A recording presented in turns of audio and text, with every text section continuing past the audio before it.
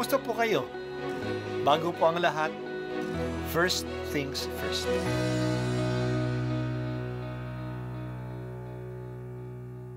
Good morning po. Sinisimulan po natin ngayon ang first things first. At dito po, tinatalakay natin sa unang bahagi ng umaga natin ay ang first readings na binabasa po sa banal na misa. Ito pong tinatalakay natin kasi madalas po kasi marami na tayong alam tungkol sa gospel readings. Pero konti po ang nagsasalita sa first readings. Pero ang first readings, bahagi din po yan ng Biblia, ng banal na kasulatan.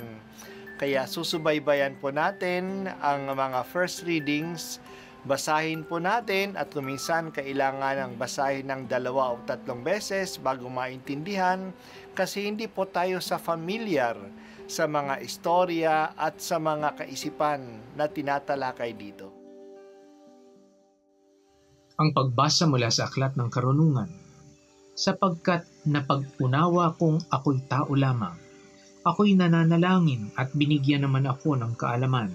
Tumawag ako sa Diyos at binigyan ako ng karunungan. Higit na mahalaga sa akin ang karunungan kaysa trono at setro, at mas matimbang kaysa alinmang kayamanan.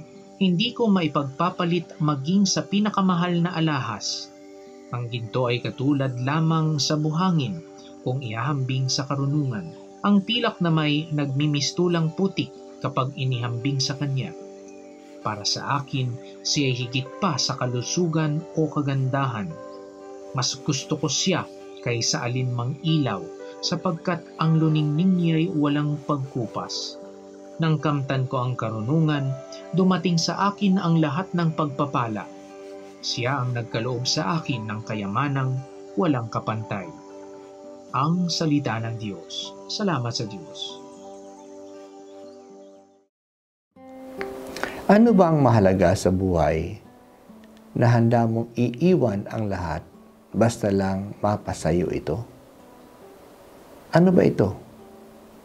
Sa Aklat ng Karunungan ng ating binasa, ito ay ang karunungan.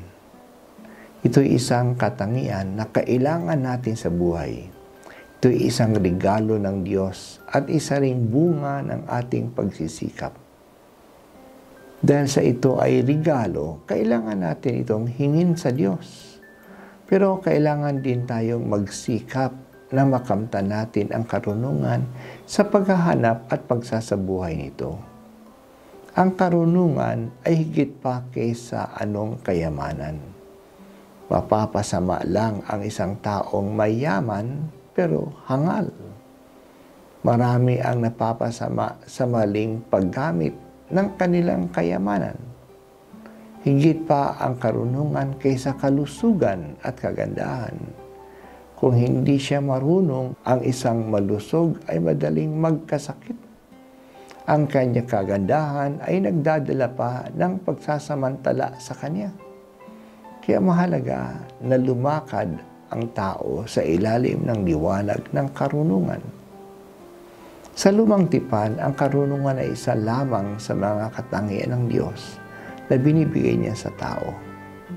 Sa atin sa Bagong Tipan, ang karunungan ay walang iba kundi si Jesus. Jesus is the wisdom of God.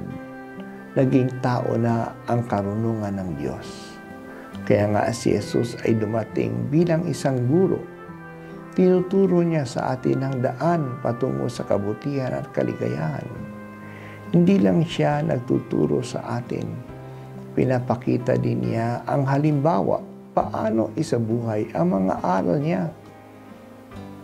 Kaya kailangan natin siyang tularan.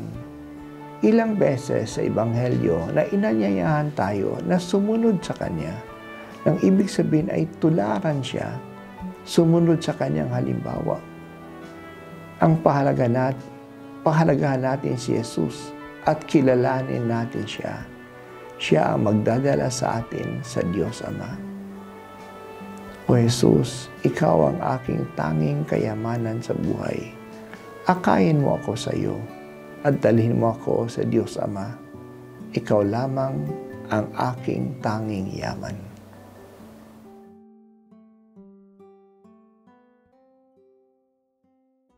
At ako po ay si Bishop Broderick Pabilio dito sa First Things First.